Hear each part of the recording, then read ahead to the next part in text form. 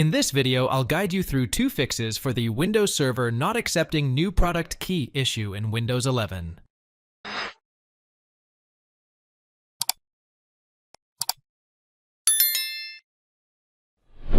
Open the Run terminal. One can use the shortcut Windows and R to do the same. Type CMD and hold the keys Ctrl plus Shift plus Enter to open the command prompt in admin mode.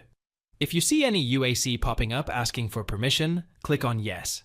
Type the below command and hit Enter. SFC Scan once. The scan finishes, restart the system, and check if the issue resolves.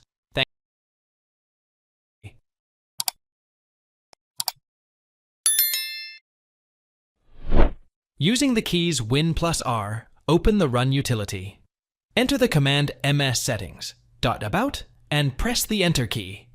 In the opening window, scroll down to the Windows specification section and check the edition. Open the Run dialog. Type CMD and hold the keys Ctrl plus Shift plus Enter. In the User Access Confirmation dialog that opens, click on Yes. In the command prompt window that opens, enter the below commands one after the other. Make sure to hit Enter after every command. Note: replace the X's with your unique 25-character product activation code. Also, if you get an error pop-up at this point, it's completely fine. Now, depending on your version, enter the below command. For Standard Edition, enter the below command and hit Enter Note. Replace the X's with your unique 25-character product activation code. For Data Center Edition, enter the below command and hit Enter.